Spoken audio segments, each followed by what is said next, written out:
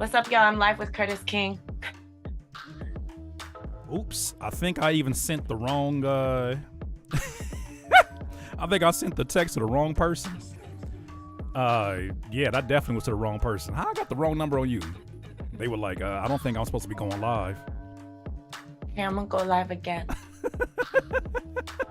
It's all good. It's all good. Ladies and gentlemen, welcome to another episode of Music and Life.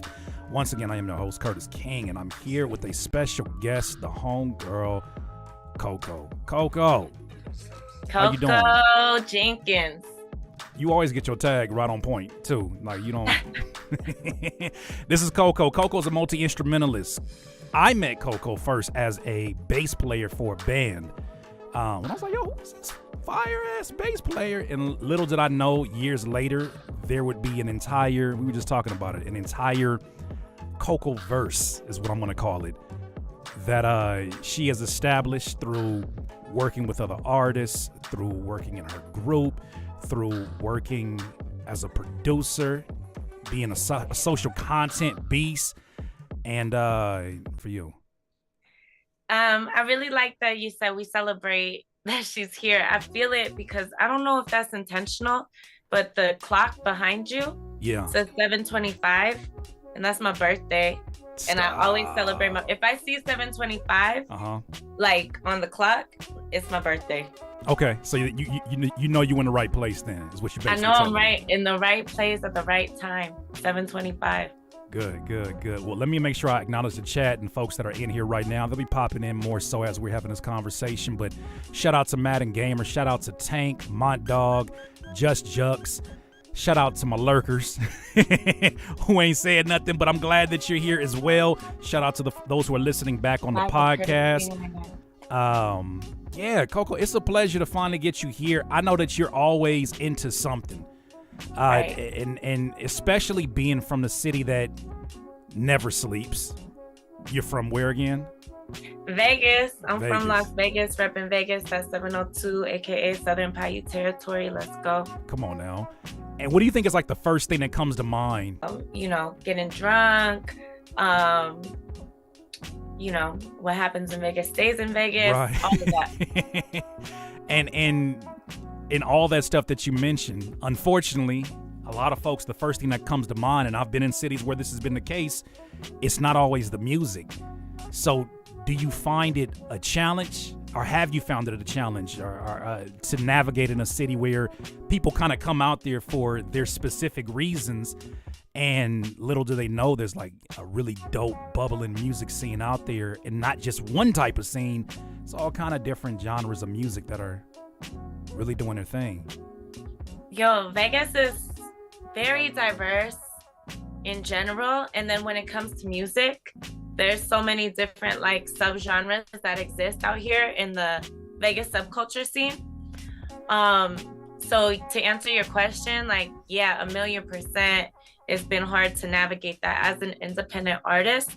If you're like a musician or an entertainer that's like doing covers or, playing as part of someone else's project, then /no. I know that I've contributed to helping with that, with the creation of There's Nothing to Do in Vegas. Facts. Which is pretty much just a platform that amplifies all Vegas subculture, music, dance, art, theater, food, just anything like subcultural, cultural, and that's like not part of strip culture. Yeah. Well, let me let y'all know how I know about that. I'm in Vegas. Don't know what the hell to do except for like the usual, right? The Fat Tuesdays and everything, the thing that everybody do when they go out there. And I'm like, nah, I want to get into some cool shit. Like I want to get into some music. I want to find, I think it was me and a homie, oh gosh, we're out there for a weekend. And I kid you not, I hit up CoCo and she was like, look, boop, boop, boop, boop, boop, boop, boop, boop, boop, boop. I'm like, yo, hey, yo. Why your Yelp look better, different than mine? Like, how you know about all these events? And then on top of that, it's not like you're not having to perform at your own events. Wasn't even like, I won't even say it wasn't even hip hop related. It was some live bands, but oh gosh, I tell you, that was a super dope show. But that all came courtesy of you being in the know. Like, how do you how are you so connected to so many different types of music and scenes within the scene? Because as big as Vegas is, I'm assuming it's very small at the same time. Right. Okay, so when I first started like in the scene, I'm talking about like when I first started, before I started playing in a band, I would just go out to different shows. Like in high school, I would go out, and I was in like the ska, reggae, punk scene. Right. That was like my first little outing into the Vegas music scene. And then I started playing bass with R&R, hip hop, funk, soul band. And I just always like, I'm always going to Nothing to Do LV anywhere I go. So if I'm going to the IE, if I'm going to Denver, if I'm what people are inspired by, like where they're at. Right. And so when I first started playing in my bands, I was like 18, 19.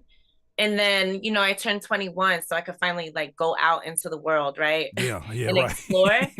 And the shows are a lot different once you turn 21. Them shows is like, oh, I can go here Vegas now. Vegas is a whole nother world. It just opens up. It's literally a whole new world, like Aladdin style. Right. So, and what was I finna say? Oh, I would go out by myself. I would go out by myself. Because I didn't know anybody in those scenes or anybody interested in like the things I just wanted to explore. So I would just go out, and I would keep going out. And, you know, eventually in each scene, in each pocket, I would meet somebody and make a friend. And, you know, and then that became more people or not, or it would just stay there. But that's really how I got like connected to the scene, because I would just go out by myself and see what's up. Right. And I think a lot of artists, musicians right now. What up, Trey Voorhees? You know, Trey Voorhees in the building. Another staple. Trey Voorhees is one of the fools like that love Vegas. Like there's only a few fools that love Vegas as much as I love Vegas. For real. Trey Voorhees is one of those fools. He's another one of them. Like, I feel like when I get out there, if I can get in contact with one of y'all, I feel like I got like an ambassador of the city. Like, I feel like I'm in good hands, because y'all gonna like you showed me some you showed me like this, I guess, legendary pinball arcade spot that I'm like, yo, I ain't never seen these many pinball machines in my life. And then Trey Voorhees, I came up, me and the homie Noah popped up one time in Vegas, and we were like, man, we need a studio. He was like, I got options. What you need? So it's always good to have folks that are connected, that really love what they do and really love their city, because they're going to make sure they, I don't want to say pull out the red carpet, but they're going to always put their best foot forward, and we appreciate it. Because we want you to love our city too. That's all. We want you to see why we love it so much and why it's so dope to be here. Well, I'll be honest with you, right? I turned 21. I went out there. I saw a different Vegas. I'll never forget. It was a couple that walked up on me, one of the homegirls from high school, and was like, y'all swingers? I was like, oh, this is Vegas. I was like, oh, this is Vegas. I was like, I gotta go. I was like an older couple. And then the next time I went out there was for an event that I believe Noah was throwing out there. And I was like, yo, this is a whole nother side of Vegas that I didn't even know existed. And you're even seeing, because I didn't know anybody from there, you're even seeing people who live out here. And I'm like, damn, that's so crazy how we have a certain POV of Vegas living in Southern Cali, where it's like, no, people live out here, and there's a world outside of it. Right. So yeah, that's something I think that you've been really great about presenting. But take us back a little bit earlier than this. Where does this CoCo experience start? Like, where do you get into music? Because it wasn't just you popping up at shows that made you say, I'm gonna work on music and, you know, one day be a multi-instrumentalist. That's not how it happened. So what's the beginning of this look like? Wow, the origin story. I was interested in other things, and then I just kept doing music. And it's like, then it got to a point, I was like a really good student. I love school. I love school. Like, I was one of those. That ain't something you hear every day. Cause I'm gonna show what the hell they love school. But I was really great in the classroom. I started playing piano at age 6 with Sister Patricia. I went to the Catholic school in Pittsburgh. Wow. So that's like a real, like, people really don't really know that. But my dad's from Pittsburgh. Okay. So I was born in the Philippines. Shouts out to my moms. And then we moved to Pittsburgh, where my dad's from. Mm-hmm. I went to a Catholic school and I took piano lessons with Sister Patricia Jordan. That's my dog.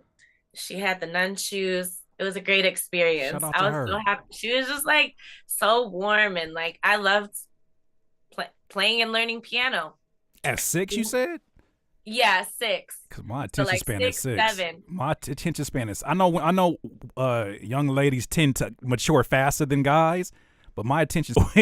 But you're saying it's Sister Patricia brought you into the game and introduced you. You're obviously, I'm assuming, learning the basics of it.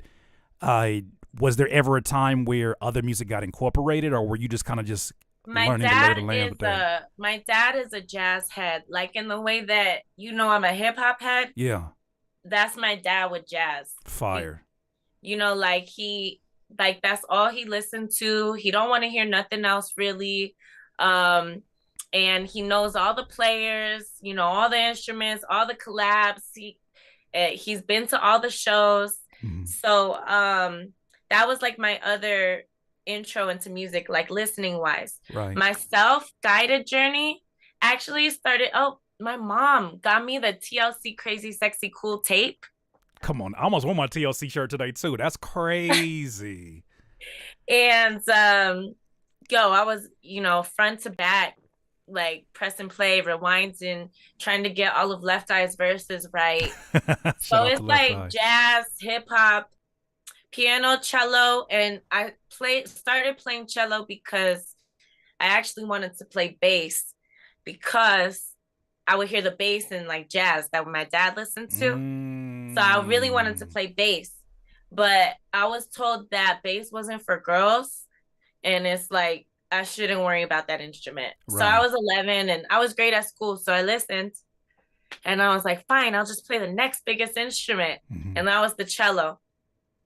And then I got to high school and I was like, dog, I still want to play the bass. So in high school, I started playing bass. I taught myself because our bass player was out and had mono.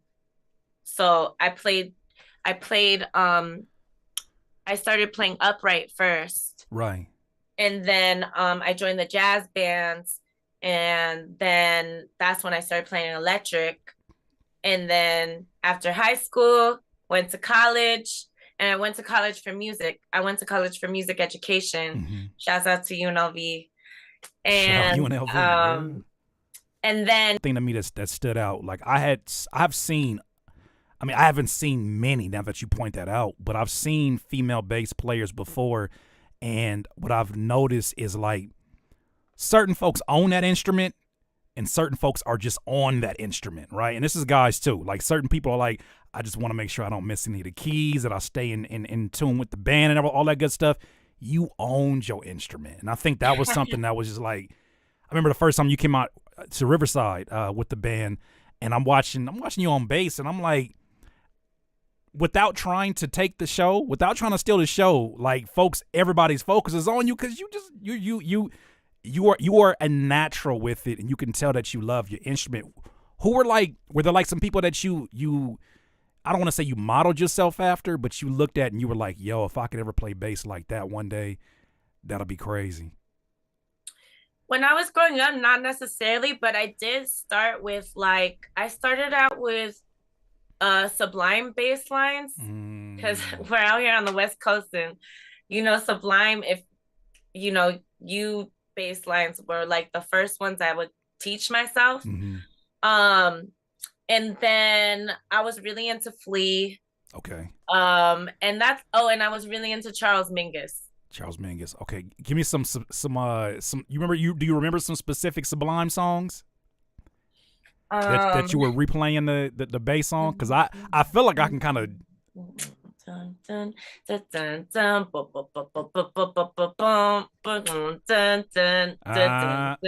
That's April 29th, 1992. Okay. You ever do Wrong Way? That's one of my favorite Sublime songs. It was the wrong way. Yeah. Definitely. Oh, Pawn Shop was like, yo, that one's so heavy. Yeah. See, I really liked heavy stuff. look, y'all in the presence of a real music head. You know, that's what y'all I'm need to a know. First and foremost, is a real music head here. head. That's crazy. That's crazy. So the piano, then it became the cello, then it became the electric bass. And at what point in time do you start incorporating you just doing like it just feels like whatever you pick up, you getting ready to figure it out. And I was always told growing up, like if you learn the piano, that's gonna be so important towards learning new instruments. What are the things that you kind of pick up afterwards that kind of bring us to the present day, CoCo? That I do think that piano training is so important. And so I've actually come back to playing keys more Really? due to like my new solo setup. Yeah.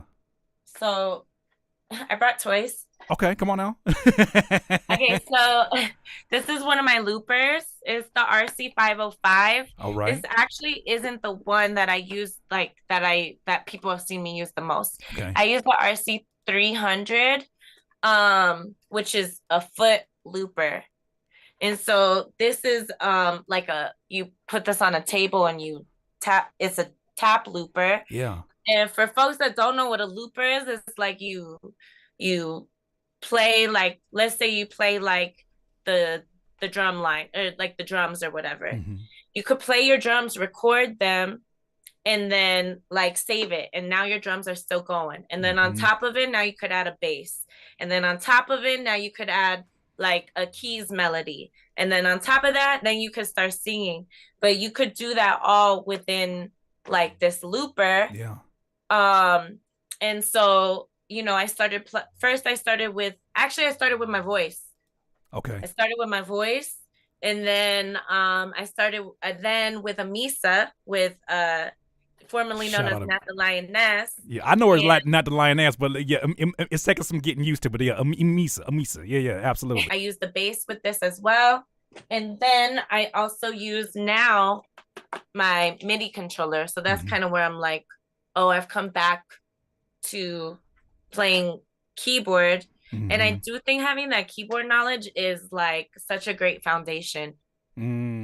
So at this stage, do you find yourself, I guess, using majority hardware or majority software, or do you kind of find your balance between both? It's definitely a balance between both. I started using the looper because 2020 came and we couldn't play with people anymore. Yeah. How did you deal with that? Like, I didn't even think about that because I always know you as a live performer. Like, I just know that no matter what you're working on, the real treat, not saying that the music is not going to be the part of the treat, but the real treat is that your live show is going to always be super fire. But 2020, like, I can't even imagine what damn city looked like at that point in time when everything what did the that strip look was like? empty, dog. The strip was empty. It was actually really cool because you could like see the architecture. Okay. But because of any like DAW, digital audio workspace, any of those was just mad confusing to my brain. Like, I'm mad analog, you know, like I play cello and I play piano, and so like just looking at Ableton was just like, it made me want to throw up. What was it about it specifically that made you, that was so overwhelming? Like, could you remember? Because I'll tell you straight up, first time I opened up Reason, I was like, all right, I'm gonna make myself learn this. Everybody keeps telling me this is the thing. I'm gonna make myself learn this. Look, I push one of these damn buttons like F12 or something, and that motherfucker turned around. All the chords started shaking. I was like, yeah, that's not for me. That ain't for me. Shut it down, I don't know what this is, but this is not for me. What was it that was so overwhelming for you? Because I mean, like, I expect, and this is me making expectations, that someone who has that knowledge to be able to pick up piano at 6, you come into this world like, okay, that's what this is, got it. But what was like overwhelming for you in particular? So technical. It's like so many like just going in, like, Doug, I cannot remember, like, I really need it step by step. And it was just like, there's just so many little buttons. This is how I feel. And I do use Ableton now, though. And even now, I don't use it as my digital audio workspace, more as I use it when I do my live performance with my looper. Fire. Okay. And I use it to control sounds on my MIDI. And right now I am in the process of like, oh, I don't have, oh yeah, of using this one. This Okay. is the Novation launch key that Yeah, specifically yeah, I heard goes about. with Okay. Ableton Live, Yeah. right? And so like I'm in the process kind of like still learning how to like utilize all these things, but right now I feel good with where I'm at and what I do and how I perform. I do think like what I do is still unique and Mhm. interesting. And just because it's not standard, I'd be like, no, I'm not a producer. I just make beats or I just make loops. Oh, And that's a it's whole nother like, conversation over here. You start that over here, it might be a war over here. Not because of what you said, but no, because it's just I you know you the already know whole you beat already know the versus nuance on that one. But I yeah, know beat maker versus producer versus like who like samples, like Lord, whatever, all that. it's But it's like just me like taking that label mhm. and doing doing Coco's version of it. Because like what I'm doing Mm, doesn't make it any less, valuable than, what I would consider an actual producer, like using right, completely a digital audio workspace. Um, if anything, like people are like, whoa, how do you do that? right. So it's just like about finding what works for you and doing that well. Yeah, and that's where I think the benefit of having multiple musical experiences allows you to kind of find where your comfort zone is. To Lionel Richie, to Right, Wham, and it's like when right, you expose a kid to all those different influences and they get to making music. I didn't know what the hell to do with all those because I was like, I want to incorporate Prince into what I'm doing. I mm, know this is hip mhm, hop, but I want to incorporate like this chord progression and try to figure out how it, whatever. Like that's not the easiest thing, and I feel like that's part of just creative growth and maturity. In that when you find your like this is where CoCo was happy, it don't really matter what we put you at. It don't matter what room we put you in. You're gonna figure out like, all right, well, the technical of this DAW is not my strength, but this is my strength, and I'm gonna rock out with that. Would that be right. accurate? 1,000,000%.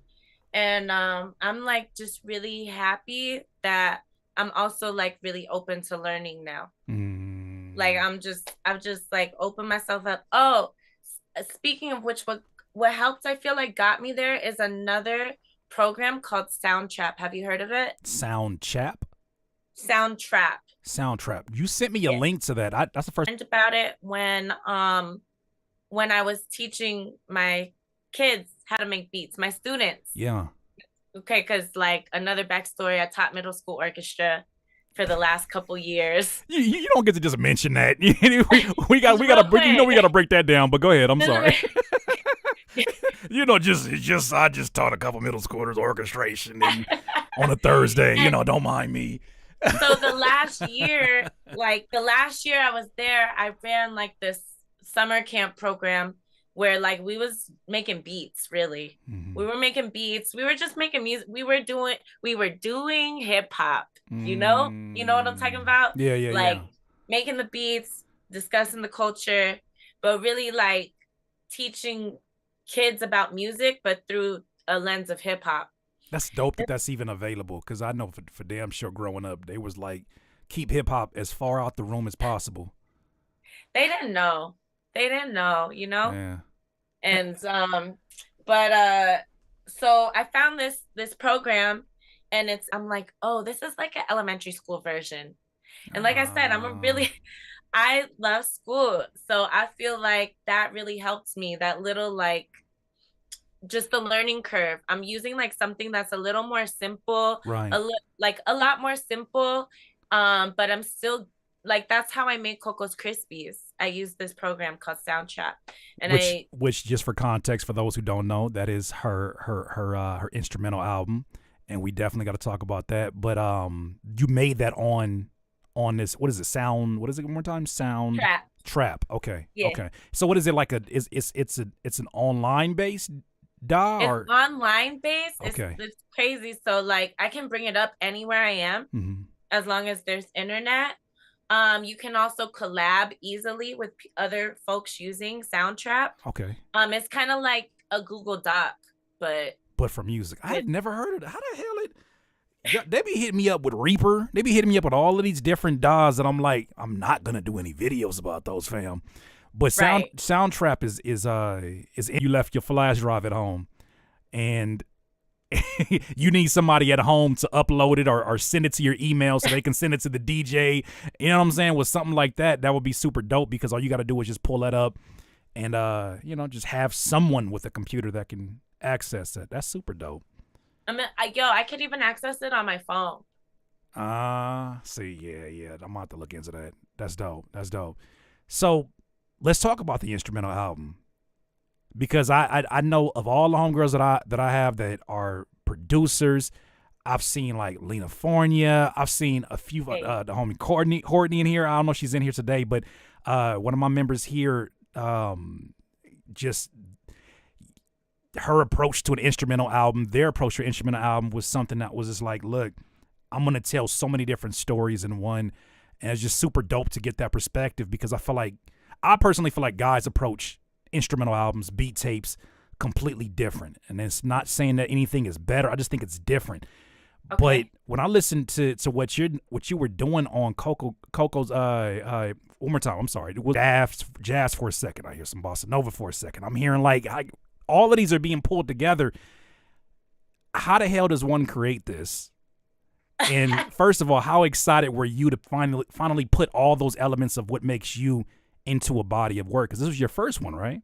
That was my first, project that I released ever, because I was always with my bands, right, or part of projects, and that just wasn't my department. Yeah, I was always doing promo or putting together the event, but I never, when I was with R&R and we did our CDs, I wasn't really part of that process. So I always had a block, I felt yeah. And I never really worked on my own solo stuff until, like I said, until really 2020. That was the first time you worked on your solo stuff? Yeah. That's crazy. That's the start. That was the start of it. So I relate to this so much because I remember being in group situations early on. The name Curtis King was a group.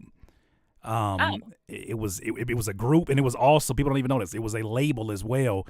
It wasn't no offense to them, but damn it, I wanted to work on my own music. And it's something where when you're collaborating with people, there's a level of compromise, no matter how much you see eye to eye, because this person has a whole nother vision. It's like a beach ball. You see a set of colors on your side, I see the same ones, but just in a different order. We want to get to the same place. That's what it felt like. But I was like, damn it, if you give me time to myself to work on my own shit, y'all gonna really see these ideas in action. I remember it just feeling like a playground. Was it like that for you after all of this time of kind of giving your talent to help other situations that you were obviously part of? What did that feel like to finally sit down and work on CoCos Crispies?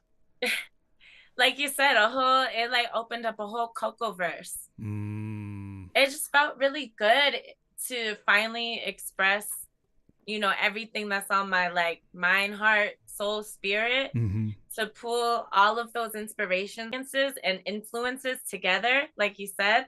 It was fun to see it unravel and fun to dissect my own sound, obviously this is very Timbo influenced, right, obviously this is very I got a track on there that I'm oh, that's Lil Jon, that's my Lil Jon pocket, I can't help it, I'm Look, you know what, he was go ahead he was what, how just if you was in that time, you could not hear undeniable Lil Jon. So him and the whole Atlanta Southern sound is gonna influence me tremendously. Timbo, my favorite producer, is gonna influence me. That's your favorite producer, is Timbo? That's my favorite producer. It makes a lot of sense. It starts making a lot of sense. But you said I'm sorry, I'm cutting you off. That's my bad. But you're saying as your favorite producer, it was influencing a lot of the sounds in there. Yeah, and I even hear not to compare myself, but I'd be oh, this is a this is like from. That's the most frustrating thing sometimes to explain to somebody. Like when I tell them that my singing voice, because when I say my singing voice, I had to get, when I did research on how to mix my voice, I researched Pharrell's. You don't sound like Pharrell, bro. Hear me out. This is not what I'm saying. What I'm saying is that I know that the influence upon what I do is very much in line with that person's influence on me.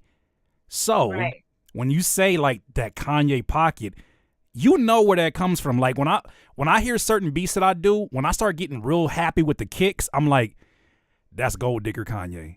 Boom, boom, boom, boom, boom, boom. She cares me more. Boom, boom, boom, boom. I know that there's Kanye influence.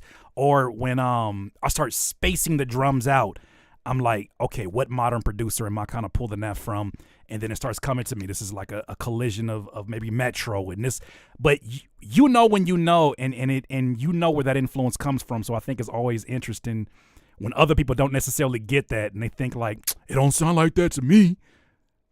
It's like, that's not what I was getting at. I mean, it'll be like that. Look, not to put you on the spot, but look, I wanted to play my favorite beat off of your instrumental album, and I want to see. Is it the one that's my favorite too? Which one you think it is? Well, you told me that your favorite is Introspection C. That part. Do you know? Okay, so there's 3 tracks on CoCos Krispies that are very like, they're paying homage to certain songs. Okay. So I know this one. I kind of feel like I know this one. This is the J Electronic. Is this the okay. All right. It's the J Electronic. Wait, what is it called? What's the J not Exhibit C, is it? Yeah, Exhibit C. Exhibit C. Yeah. C. And then I call this one is Introspection C, like paying homage to Exhibit C in the sense that it's like just the name alone, and then the track to me is like very like journey, introspective, like self-reflecting. That's how it sounds to me. See, and I heard this on a long drive from me, and I'm telling you, I put this one on. The whole project was fire. I put this one on. I was like, yo. So I'm gonna play this right now, okay? So they can get an idea, and then let's talk about a little bit about what brought this to life. Cool. All right. You can hear it on your end too, right? Yep. I'm just driving. I'm just like, hey, yo. It's a pattern I wasn't expecting. A pocket I wasn't expecting.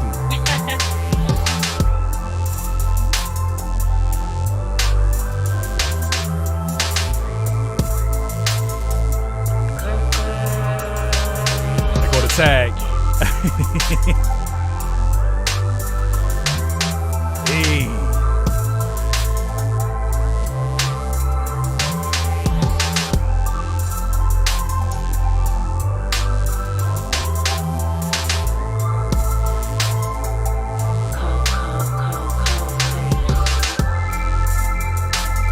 Trey Voorhees said CoCo got the slaps on deck. Because at this part of the instrumental album, you're expecting things to kind of come down to like a calm and like kind of like exit out. And then this come on. I'm like, what? Hey, yo. What are we doing? That's crazy. This isn't calm. Say it again. This isn't calm to you? No, this made me want. I was rapping at the top of my lungs going home. What you mean calm? You talking to a rapper? Just rapping. I was like, that's gonna keep me awake because I'm about to put this on loop. Only thing is, it was on Bandcamp. You know, shout out to Bandcamp. I love Bandcamp. I just wish there was like a looping feature on the cell phone. That would make me happy because it's like shout out to the homie Nameless and Stolen. Eloquent. Like there's a lot of folks that I listen to on the Bandcamp, and I'm just like, I'm always finding myself on there. But yeah, no, this is my joint. That's my joint. Talk to us about it. I love that that's your favorite. I don't hear a lot of people say it's their favorite, but I love that it's yours because it's really mine. Okay. Like every time I hear this, I'm like, yo, what? Yeah. Because like you know, I wonder to these tracks anymore because I made them on my teacher account for Soundtrap. I made them on my teacher. I had a classroom account, you know, and I was like, let me I'm telling these kids to make these beats. Let me make these beats. He's like, hold on, let me let y'all see how professional it is real quick. That's crazy. Like that. Nah, I'm telling you, there's certain beats that meet you at the right time. It's like any song; it meets you at the right time. And as I'm coming home from an event, was this? You put me onto this after the Thop Fest, right? Yeah. I had just released it on my birthday. Yeah. I released it for my birthday for Coachella. And I love that you said you were just freestyling on it, because I very intentionally made it. I mean, it's Coco's Krispies, and the tagline is beats to freestyle over and cruise to. So it's either for if you want to rap or if you just want to take a cruise, you did both. Right. So like that was really my vision. And so beats, and they're like they're for the beat's sake, but they're not for the freestyle. I really think that I love rap, so I really love hearing people freestyle over my beats. That's why I do the $100 open verse challenges. Come on now, we got to talk about that. But I was gonna say, before we segue into that, you told me like, yo, listen, here's my project, check it out. I'm telling you, driving on the way home, you gonna find you some joints on there. And sure enough, that happened. And that day, that festival, shout out to 60 East and right. The Happiness of Pursuit Fest.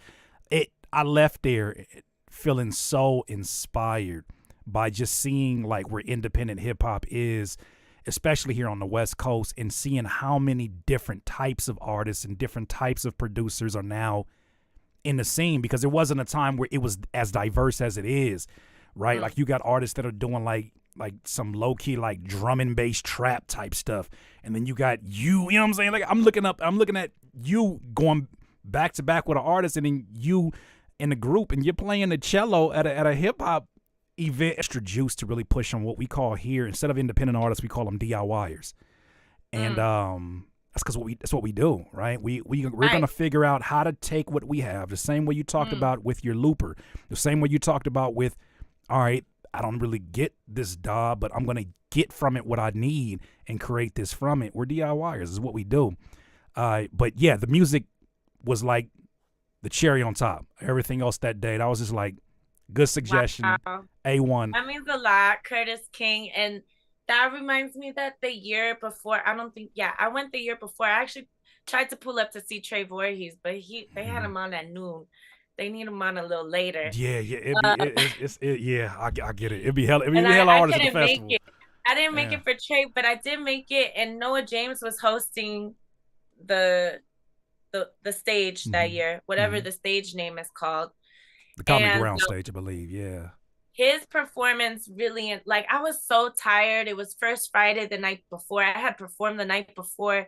Then I drove out the next day to go to Thop Fest. Yeah. And dope. So shouts out Noah James. Like his energy, I got a beat. Yeah. You got a beat. You got a joint. Okay. Go ahead. You gotta get that to him, and it's funny because you don't always hear about the beats that are inspired from an artist show. You always hear about the beats that inspires an artist's song that ends up being a show that they have and all that good stuff. But yeah, that's super, super dope. So talk to us about this this $100 challenge that you got for folks who are rapping over your beats on the social media. They're duetting with you. They're jumping and giving you these bars. Oh, you got money. Oh, you got money. You got money. You talking about some $100? You might get a retweet messing around with me. $100. That's crazy. But shout out to you. Like, talk to us about that. I mean, like I said, I just love raps. Yeah. So what kind of raps, by the way? While we on that topic, what kind of raps? Like what raps make you like hell yeah? Just anything lyrical, clever, catchy. I don't want to hear that on CoCo's beats. So that's part of the rules for the open verse challenge, but everything else is free game. But I feel like they talk so much in the media, in hip hop media specifically about like when folks get killed or like die of senseless violence or like just anything like along those lanes that go on. And to me, only thing we can do is like, especially if we don't know those people, like I don't know those people that be doing that, but I know myself and I know like what I can create. So I'm not gonna create anything in that lane that reinforces those types of ideals. Yeah. Um and like that's the only way we're gonna be able to like change things in the Facts. industry is to Facts. just like stop. Like don't talk about that on my song. Like don't like there's no need for that. See, and I think that's salute to you, because that's a huge line in the at the same time. Y'all don't get tired of going through the same patterns of you fall in love with an artist and their art and their authenticity and their honesty, no matter how reckless it is. And then when they get killed in the same kind of, I don't want to say the same kind of manner, but in the same environment that they're rapping about, and then we lose them, and then it's like, man, I told y'all you shouldn't be rapping about this. Or they'll say like, check on their mental health, and it's like, we gotta figure out where do we draw the line, and specifically with our own art first. And I'm glad that you're saying that. Like, look, if you're gonna be rapping on my beats, don't expect me to have like hella support behind you. If you calling women a bunch of bees and all of these different things, Right. and especially if you in here talking reckless in a way that is going to put your own life at jeopardy. Because I had a conversation with a homie. I was like, he told me, he's like, I think one of the most dangerous jobs in the world is being a rapper. And I'm not even exaggerating when I say this, right? When he says this, he was like, especially an independent rapper, in that the more successful you are, it's probably because of how accessible you are. And when people know how successful you are, and like they can just pull up on you at a show, and it's like, it makes you want to think about what you're saying in your music. You want to give us some second thought. So I'm glad that you're putting that line in the sand. But give us some rappers, or give us some rappers that are like who would excite you if you was like, yo, I just put a verse on that beat. Honestly, I want to hear from like the people I know more, Okay.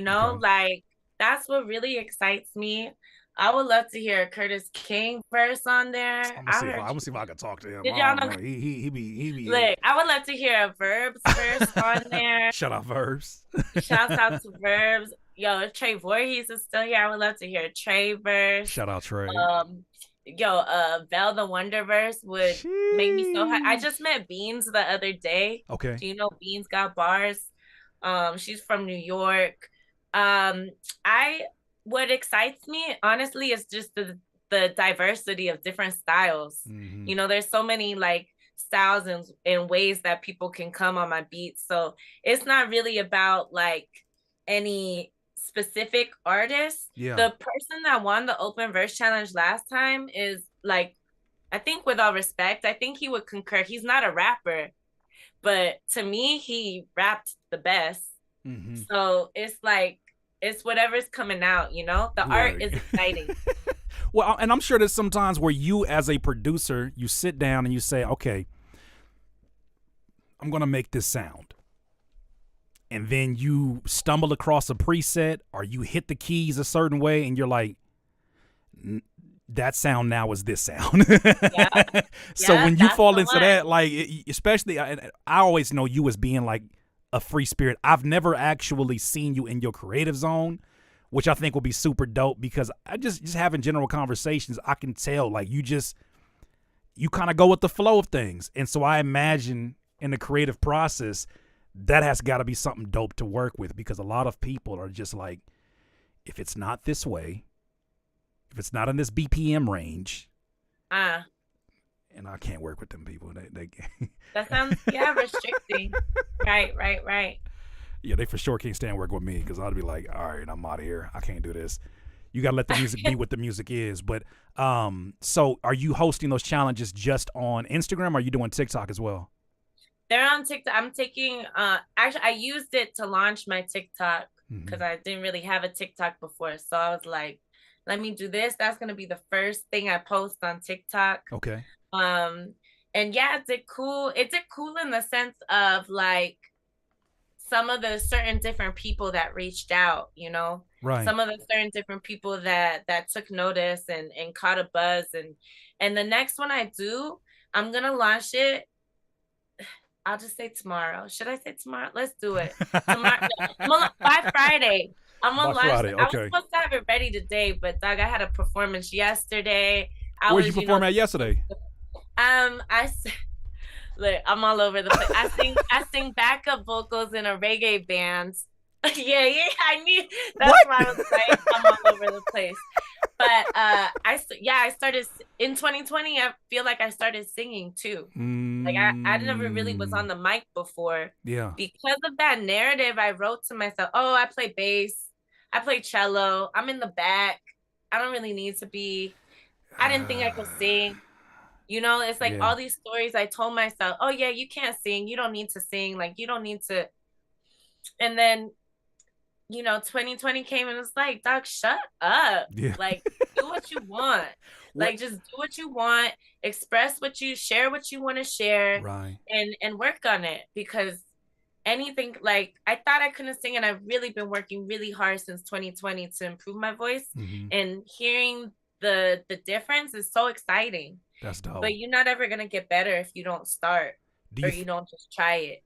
Do you think that pressure that you put on yourself, the unnecessary pressure of, oh, I'm not this and I need to do this before I can call myself this. Do you think that was more external, or do you think that was more so internal? Oh, that's definitely internal. Yeah. That's definitely internal. And also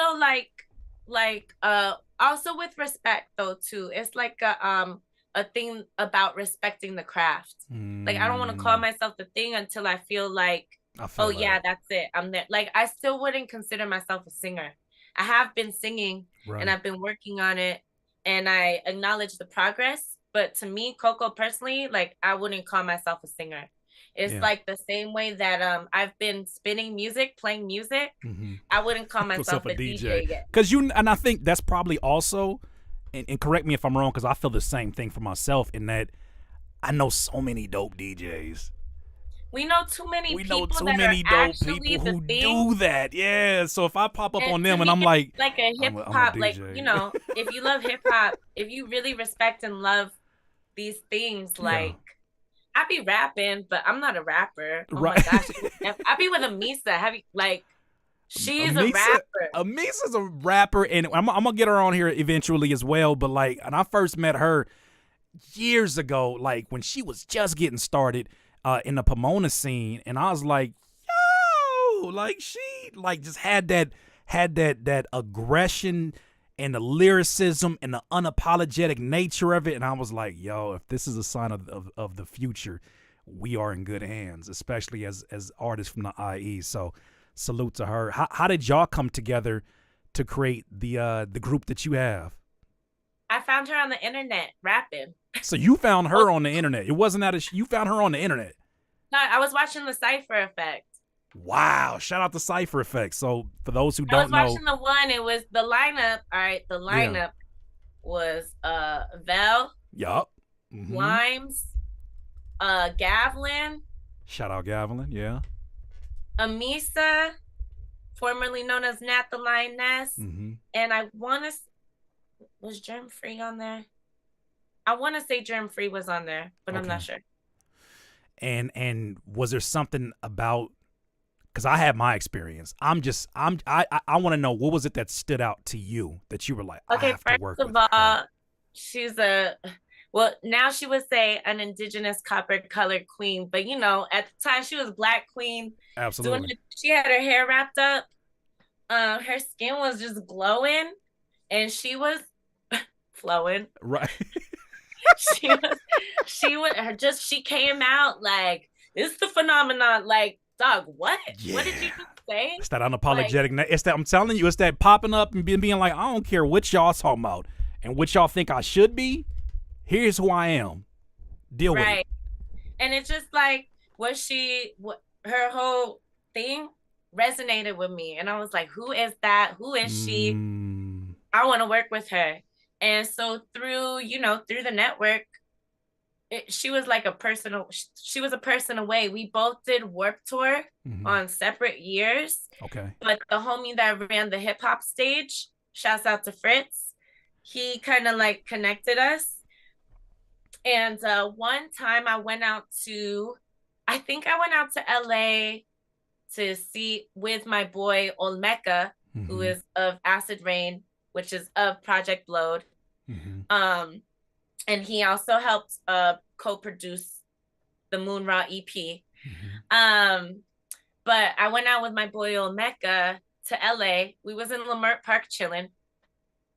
And I was like, hey, you gonna go home? I'm gonna stay. Can you just drop me out? Like, I had my little backpack. Right. And I was like, just leave me here at Leimert Park. I'm gonna get a ride. Yeah.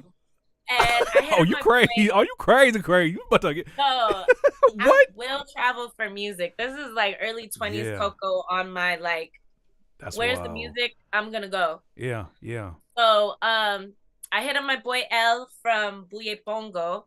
Shouts out to LA and like the whole East Los music scene. Okay, and then he picked me up and I was like, hey, where do you live? I want to meet you, pretty much. Yeah. To Amisa. Yeah. And we pulled up to Long Beach. That's where she was at the time. Wow. We met and she was happy. She was telling me about how she was happy about this promotion she had at work, which was the grocery store. And I didn't say anything because I didn't want to rain on her parade. You know, she was all excited. In my head, I was like, what the fudge are you doing working at a grocery? Like, dog, no. Yeah. Not, I get that. in my head, I was like, no, do not. Like, Amisa should not be doing anything else except rapping, in my opinion. She has other opinions. She has a God-given gift. It's like she has a gift that is undeniable for sure. Yeah. And then I hit her up and long story short, I was like, yo, come to Vegas. She came to Vegas. We worked on some music. She left and then she came back and she's been here ever since. And how was the first few sessions working with each other? Because on paper, unless you know what each of you bring to the table, it may be like there may be questions about like, how does something like this work out? Because you do so many different things. She does so many different things. How was those first few creative sessions together? Like, was it you guys more so vibing out and kind of seeing like, okay, this is what you do. All right, this is how I'll adjust. This is how I do it. Or did it just hit right off the bat? We kind of got right to it. Yeah. Like, I think she came out and I was like, hey, we can perform at this event out here called Soul Sessions. Shouts out to Tree. Soul Sessions was one of like the illest open mics for like 5 years. And it was like every first Sunday of the month. And I was like, yo, come out. Let's perform. Right. And and we just worked to get me on cello. And she would like share her songs with me. She shared like Lilith and Hills Go Wild and something else. She shared them with me and I just kind of reinterpreted them on cello. Wow. And then she had like 2 or 3 songs where she didn't have a beat and she would rap them and I would just make the beat around her. DIY. That's that DIY nature right there. That's that DIY. Like, look, let's figure it out. Now the journey from there is now we got an EP. Hey. It's on Bandcamp, moonrawmusic.bandcamp.com. It's me on cello, her on vocals. We got some dope special guests. And then Olmeca helped co-produce it. So it's like it's dope to see the journey from, you know, just vocals and cello to like adding production. At our EP release party a few weeks ago, we had Trey Voorhees live on the beat production. Trey, so we gotta get Trey on here too because he's a beast as well. Yeah. Amisa rapping and then Trey playing the drums behind us. He always helps us out. So shout out to him. Okay, I got to share this comment with you because I know this is going to put a smile on your face.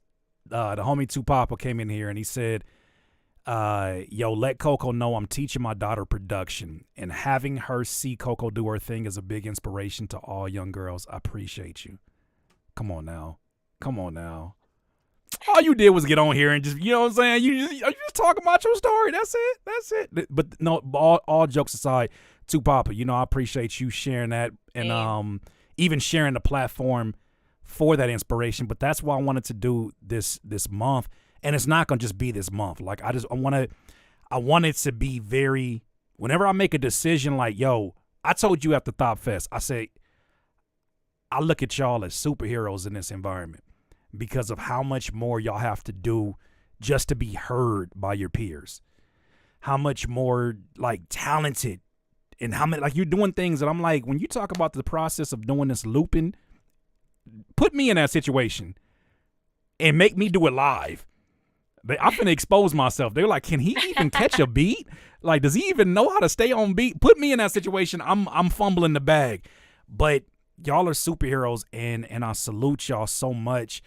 But that being said, I feel like us sometimes, especially the guys in hip hop who have the platform, not only should we open that platform up, but we have to fully allow y'all to tell your story the way you want it to be told, and just sit back and just learn. And that's why it was so important for me to get you on here, because I'm learning things about your story I had no idea, and I've known you for some years now, but right. It's super dope. Like you just casually singing background, and yeah, I do that every Tuesdays. Oh, you do that on Tuesdays. I do that on Saturdays. You feel me? Don't mind me. But nah, it's super dope because we need to see how many different stories are out there, because you never know where inspiration is going to come from. And you just continue to evolve in different ways. Like what drives you? Because you have seen yourself in many different situations, from being in bands to mentoring the kids to creating your own music to being in the group and creating music. Like, what is a consistent drive, and what needs to happen in order to keep that drive alive? That's such an interesting question, because Olmeca is always trying to get to the root of that, like on a spiritual level with me. And I don't know if I've actually figured that out yet on the surface. Yeah. Like, what I would tell him in the beginning is just myself. Like, I just love myself and life itself and all of my experiences.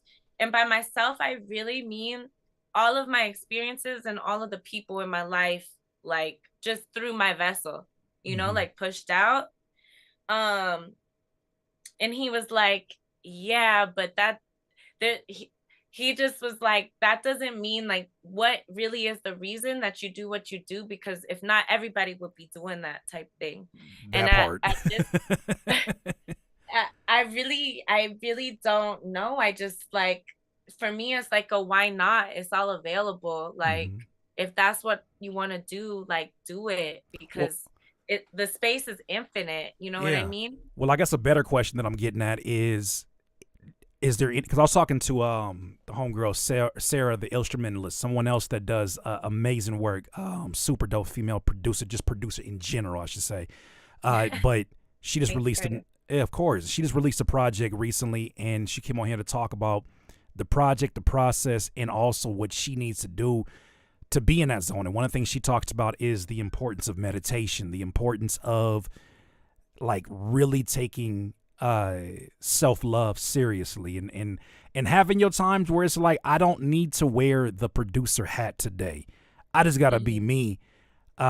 Maybe a better question would be, what are sort of those things for you that complete your circle, complete you on a like you have to get obviously too personal about these things, but like, are there things that you kind of go to, things that you listen to, music that you listen to, what kind of gives you that? Because I think a lot of artists and producers in here sometimes are searching for that. I would almost still answer, like, off the top, I would still answer the same. It's me. I love myself. Yeah. I really do. And I through my music and through how I experience life, I hope to inspire people like that same way. In the sense that you say I'm free and, like, you know, go with the flow. I hope that me being like this helps other people feel the same way. Right. It's not like I feel great about myself and like just me. No, I feel great about everybody. I want everybody to love themselves as much as I love myself. Yeah. And if you're really like listening, and feeling me, you know it's not on like an egotistical level. Right. It's just like a love of life and the human experience itself, honestly. See, and I've been with the inspiration lately, like when I say myself, it's like when I go listen to music in the car now, I'm listening to my beats. Yeah. I mean, when you zoom out for a second, I don't know if you remember this. I know you of course you do, because it's your experience. I remember when my beats wasn't something I wanted to replay in the car. I might have played it like the first 4 or 5 times, like, damn, I really did that. Damn, that's really on a CD. Or damn, that's really my music. And then after that, I was like, I ain't bumping this. Like I probably unconsciously I said that. But I was like, I'm not bumping this.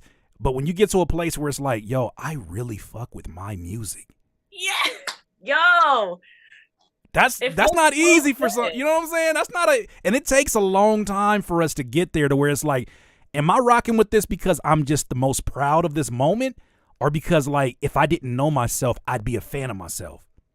Yo, because I heard some beats in my looper that are trash. I'm like, yo, what was I thinking, dog?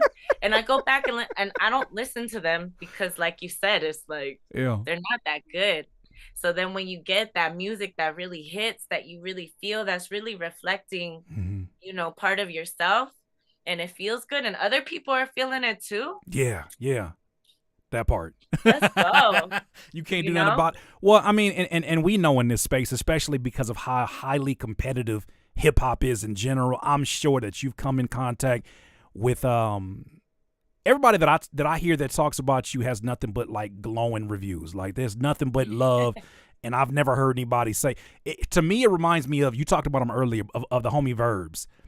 If somebody says, okay, Verbs is like, we call each other the each other of our city. That makes sense. Because the same thing I'm about to say about him is the same thing I say about you, in that if somebody come to me and be like, man, I want to beat Verb's ass, I'm looking at them like, do we need to beat your ass? Like, what's wrong with you?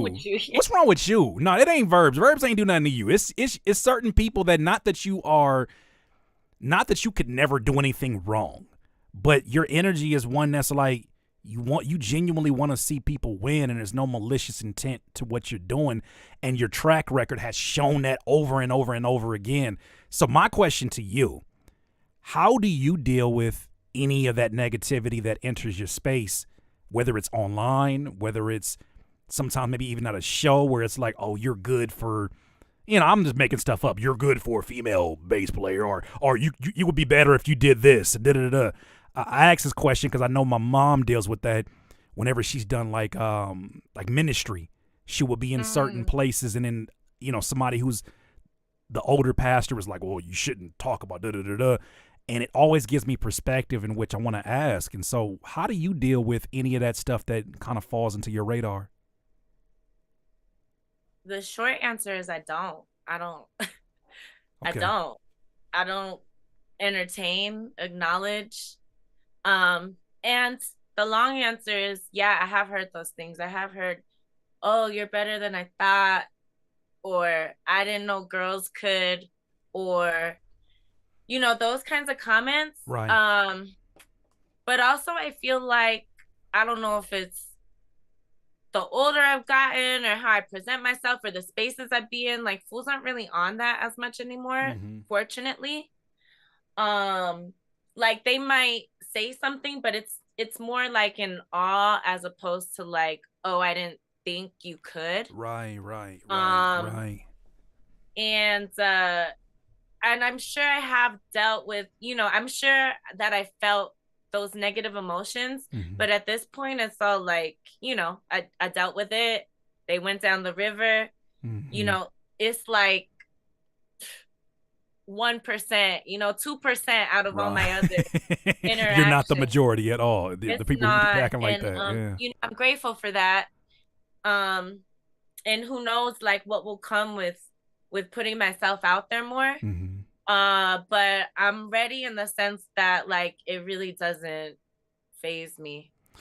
And you do so much like for your community. You do so much for the independent artist community. Can you talk a little bit about CoCochella? What is CoCochella about? Well, Coachella is now Coco Fest because I received a cease and desist from Coachella. Did you really? I did, but we still, Yeah, it's that's Coachella in wild. people's hearts. It's always Coachella. Yeah. No matter what they say, what's done has been done. But I saw there was an event out here in L.A. Same situation happened. They don't play about their name, but forget them. That's not their story. Talk to us about your festival, why you did it, how you did it, and the purpose of it. All right. Let's see. Coachella happened this year. This is probably the fourth edition, the fourth variation of Coachella.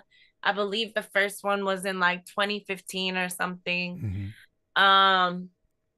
And once again, to me, at first on the surface, it's like I love myself. I want to celebrate myself. Mm-hmm. Myself, though, is like all the experiences and all the people I think are dope and all the ways that I like to live life. I just want to share with people. So that's like music, that's art. That's this year we had a fashion show. Oh And wow. this year was a really cool rendition of Coachella. I had it at a venue called Ferguson's Okay. in Las Vegas. It's an outdoor stage space, but it's like a space that you walk into and then there's all of these shops surrounding it. Okay. But you walk into like a grass space and then there's a stage, right? Really dope sounds. I got to shout out Connected Crew who helped me throw it. We brought Weapons of Mass Creation. Are you Mm-hmm. familiar with them? That They're name from sounds familiar. I think they're from Pomona or Pasadena or one of Okay. those spots in Cali. Really dope bands. Um, but we had the performances on the main stage, but what was cool is because we had the shops on the side Mm-hmm. as we activated other spaces. So there was like an acoustic room, there was like an acoustic Oh, so you section. you utilize these There was other like spaces for yeah, there was a little bar that also had like electronic music going. Shouts out to the Rabbit Hole. yeah. And then there was even a space in there that was an art gallery. So we had all of that going simultaneously. And Right. then during the festival we had a fashion show. Um it's like I said, like people usually come to my events and I love to hear them say, wow, I've never experienced, not that I love to hear them say this because this is really how I live my life Right. and how I hope people live theirs too. So they actually come and they're like, I've never seen anything like this before. And to me, it's Mm, like, how? This is that's what me and my yeah. friends That's do the every biggest day. compliment, though. We're Yeah. making music, we're dancing, we're arting. Like, this is what we do every day. Yeah. And it's just like, now we're presenting it in this package. Is it stressful at times, or does it come overwhelming that you got so many different moving pieces in the same place, or that's just not how you operate? That's just not your DNA. No, it's like no, it's just that it like anything with practice, it gets better, a little easier. Sure. Sure. I did have help this year in regards to like setting it up and running things. It's dope to see the evolution of I did it all by myself Right. to like, oh, I need different people running different things Right. so that I can, make sure the overall event is good, but also so that I can be an artist. And that was my goal. And because of the way that me and the team I worked with set things up, Mm-hmm. I was able to be an artist that night. And so I'm really grateful to the fools that come on board Come on and are now. down to be on board. That's fire. That's fire. What advice would you give to someone who feels like their city is in a similar situation, and that the main reason that people gravitate to their city is for things that are not always music related? Like, how do they start where they're at with what they have? What are some things or some tips that you can give them to really kind of put on for their area the way that you're doing? Because what you're doing is bringing so many different creative energies together that otherwise maybe they wouldn't have even crossed paths. Right. I do think, okay, part of it that I can't teach or whatever Mm-hmm. is that I do feel like one of my God given gifts is connecting people. Actually, I do feel like that's my main gift, Mm-hmm. my main God given gift. It's not music, it's not like what it's really like connecting people. I love to do it. Sometimes I do it without knowing that I'm doing it. Mm-hmm. Mm-hmm. But people, and then people will be like, "Oh my gosh, if it wasn't for you, CoCo, I wouldn't have da da da da da this person," and I just started putting it together. And it's not like it's just acknowledging like your gifts, and I think that's important. And it's not like I'm not humble about it or whatever, but you gotta honor like those gifts, and you know, use them to your greatest power. So that's part of it. Mm-hmm. So it, you know, finding that thing that you do that just naturally comes, Mm-hmm. that you love to do and love to share, that's part of finding whatever it is that you want to do, I think. Okay. So because that's my let's see, okay, let's back up a little bit. Okay, so then I told you before, like when I first turned 21, I would just go by myself. Mm-hmm. You don't have to go by yourself, but I do think it's important to go see what's already currently on the landscape. Mm-hmm. It's a little frustrating when people come and they're like, yeah, we're the first ones to do this kind of whoop-de-woo. And it's like, dog, you didn't do your research. Right. That's all. You didn't do your research. You're not doing something new. Right. Actually, these fools have been doing it for years. And like, you just say no. You didn't know. You didn't know. You made a bold claim about something that you ain't even know. Like, fam, no, you're, and it's funny because that happens, I think, in every scene where some people feel like they have an advantage by just claiming that they're the first, no matter how factual it is or isn't, you know? And to me, it's like, I really try and think of like what doesn't already exist. Mm-hmm. Like create what doesn't, I don't need to be creating things that exist already. I just don't. Like, to me, that's like other people are doing it. I don't need to make the same trap or drill beat. You know, I'm gonna make my own CoCo sound beat because I just don't need to. So somebody out here need to hear that. So wait, somebody out here need to hear that message and play that a few times. Somebody out here is like, man, how do I get heard by other people? I gotta be like the people who are the most popular.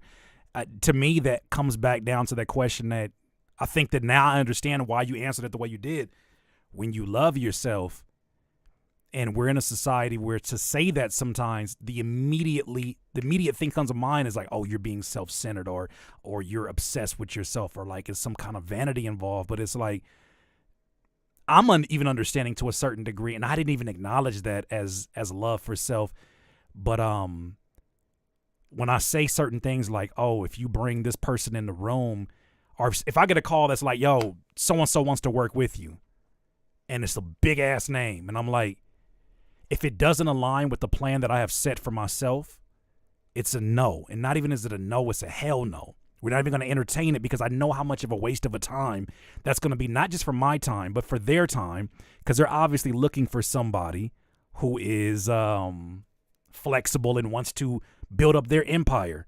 I'm just in a different place, and I recognize now in talking to you that when you talk that way to some people who don't love themselves, they show their fangs because it's like, how dare you? How dare you? The audacity. Come off as a threat. Yeah. But it's not like that. It's all love.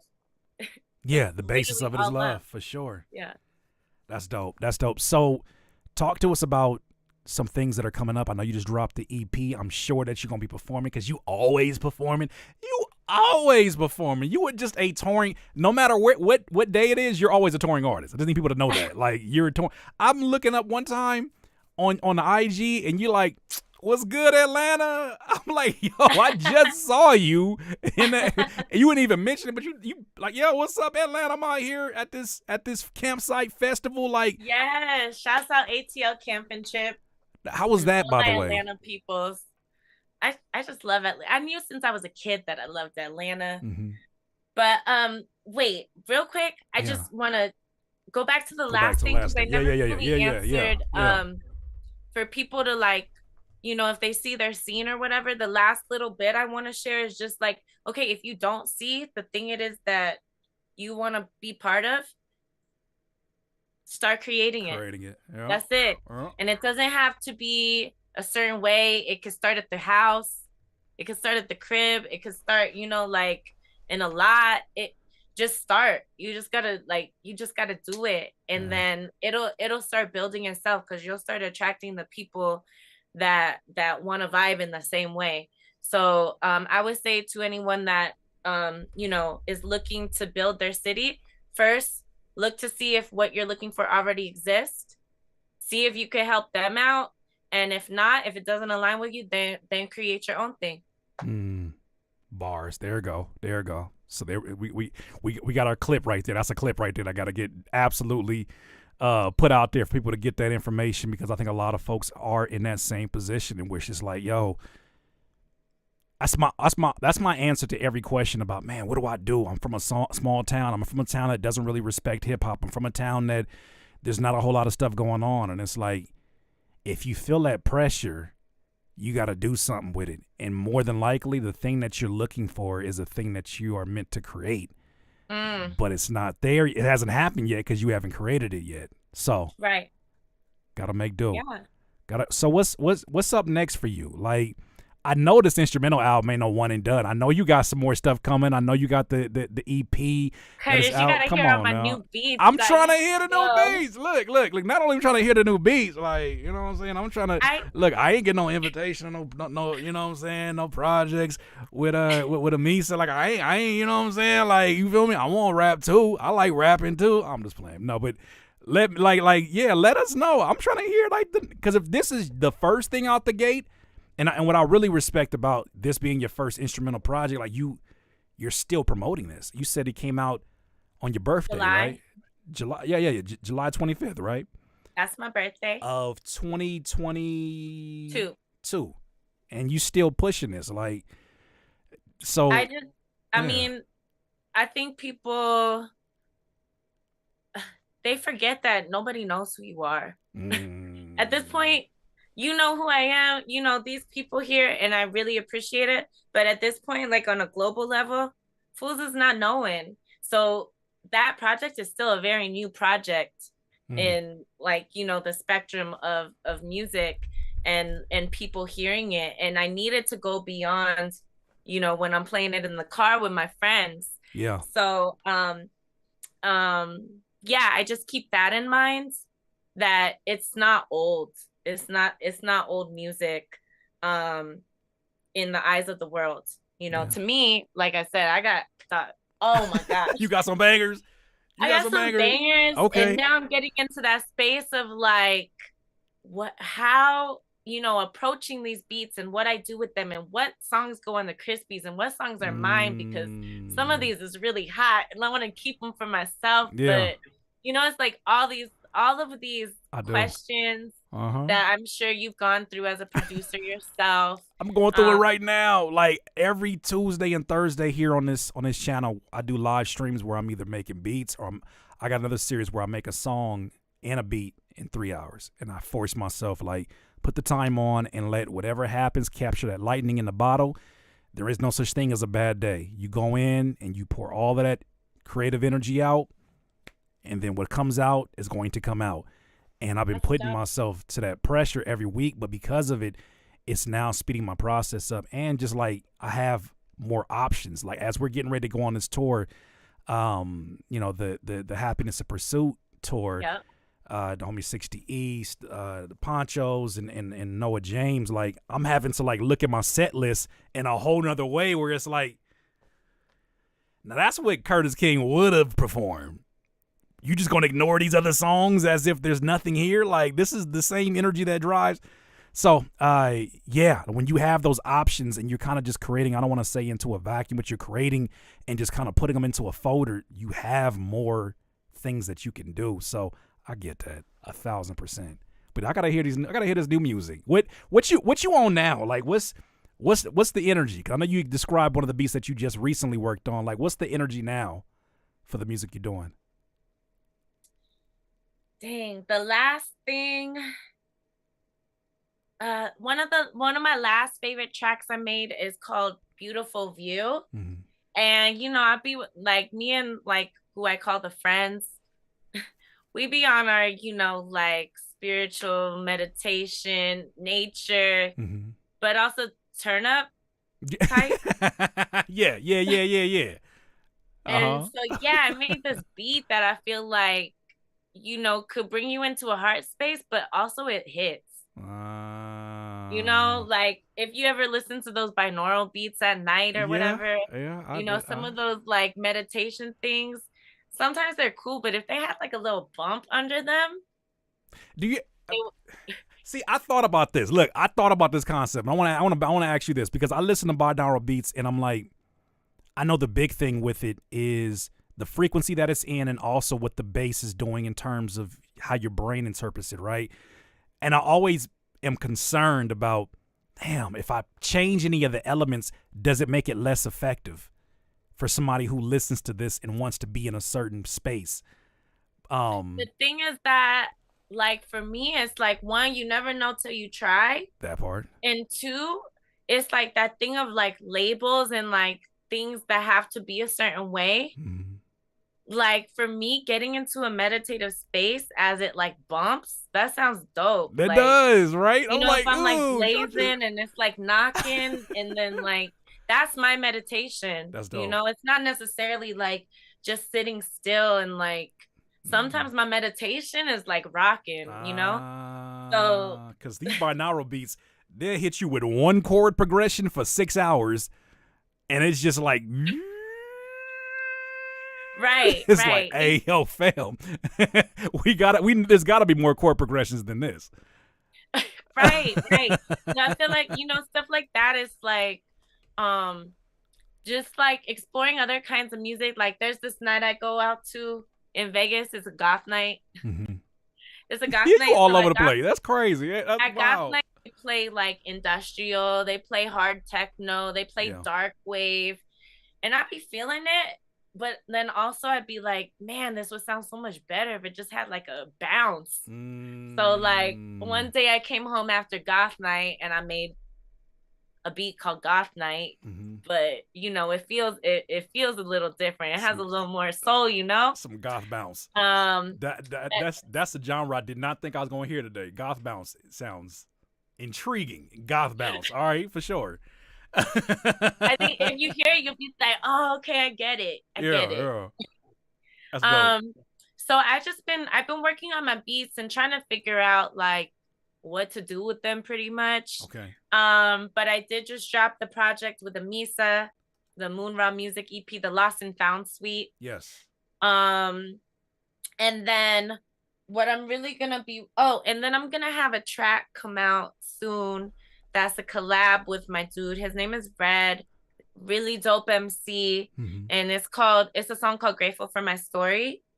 And that song is out of my looper. So something you created in the looper itself. Yeah. So okay. Right now, when I think about like how I create my music, it's usually one of two ways right now. In the CoCo verse. Okay, in the CoCo verse. In the CoCo verse, I create one of two ways. Put your VR headset on. We in the CoCo verse now. Go ahead. I usually create, or I either build off of my looper. Okay. And to me, that is like my most organic sound because I create. There's no loops involved. It's literally like the sounds from CoCo. Yeah. And then I also create using Soundtrap, which is more of like my producer bag. And it's like it's more like, to me, it's more like making beats. When I use my looper, to me, it's more like making songs. Well, the process, I would imagine the process is, which one feels more free for you? Do you even like weigh them as that? Or is there one that you go to where you're like, you know what? For me, like, okay, I'll give you an example. For me, there's sometimes where I don't even want to turn this damn computer on. I just want to be able to sit down and just go to work. And that's when I've been really giving thought to what piece of hardware would I even want to get into. And I was talking to the homie DiBiase a month ago, and the homie Stolen Drums. And I was like, they got me really feeling like a SP404 is probably where I'm going to end up going to. But it will be a thing where it wouldn't be me trying to make music to teach people how to use the SP, since I'm known for the teaching of stuff. But it will be for me literally having my time for enjoyment, for discovery, and really like almost like a hobby of something to suck at. Like, I want to be bad again at something so that I can see the progress of, damn, I was trash on my finger drumming this year, and now this year, like, look at how far I've come. Like, I want that for myself. But I wonder, does kind of like the looping device do that for you? Is it kind of like really easy entry into just creating music that's on your mind? It was like easy because I didn't have to go into a system, into a program, and like click on things. Right. It's very like with my hands, with my MIDI controller. The only thing I had to go pick was the sounds.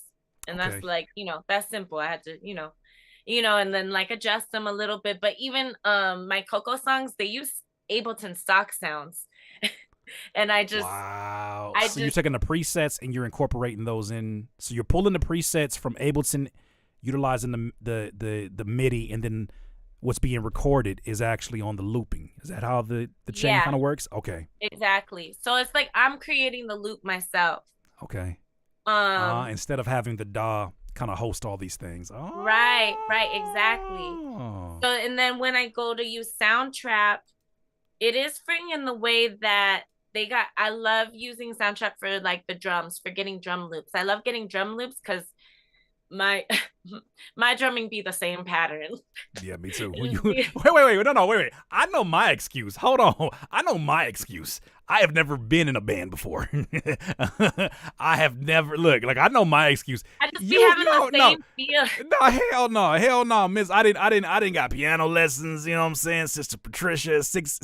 I ain't had none of that. How you get the same See, that makes me, I'm not gonna lie to you. That makes me feel a little bit more comforted. Because when I be sitting here and I'm be like, boom, boom, boom, damn, I did that already. All right, boom, boom, boom. That's just slower. It's the same thing. Okay. It just be falling into the same pocket. Like, man, if I could give it all up, I would go back and be the illest drummer. Actually, that's what I wish. That would be the pivot. The pivot would be for that instrument, for the drums. If I could, if I went back to like age 11, I will pick drum kit instead of cello. Yeah, but that's not where I am, and it's cool.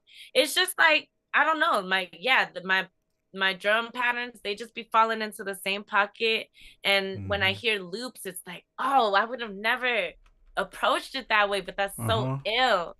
So that's how Soundtrap is definitely, I feel like, a faster process because of that. When I use my looper, it's like, it's more of like my whole spirit. And not saying that the beats I make online are not. It's just, sometimes I'm using someone else's loop, so that's not completely me, and I might tweak it, of course. And the way I slide it in there, of course, is like my approach. But I didn't make that up myself. Yeah, and I think a lot of us have those kind of like inner dialogues about like how much of this is me. But you put 3 producers in 3 different rooms with loops, and they have any kind of experience, they're not going to sound like the same beats at the end of it, right? And what someone reminded me was like, dog, hip hop is a loop, like. The literal is a whole, like, why are you tripping on that, dog? That's literally how it started. Is they was taking that and using it for that and then recreating it. And it's like, oh yeah, duh. I'm over here thinking about it like, oh, I gotta create everything for it to be. No, it's like, that's literally how hip hop started. So you can't. I've come to grips with it. Like, look, I didn't have my times, CoCo, where I was like, everything gotta be original. Everything gotta be me. Everything gotta. And then I started recognizing, fool, you ain't no musician. like, first of all, those ideas that you want to do. Like, I got this vinyl up here of Prince Purple Rain, one of my favorite albums, and I'm like, this is someone who could play 17 plus instruments, and you can't just expect to, like, because you feel like it, sit down and just play all of them keys. It's like, no, fam, that is actual process. But now I give myself a lot more grace in that I'm like, okay, my biggest skill set, as you talked about earlier, it's not always necessarily what people hear. It's who you are before you even get to the music. For me, I've always had a great way in my brain of piecing together ideas to create a campaign. So if that's for social media, if that's for YouTube, if that's for whatever, I'm going to always figure this shit out. With music, my favorite part of the beat making process, CoCo, is arrangement.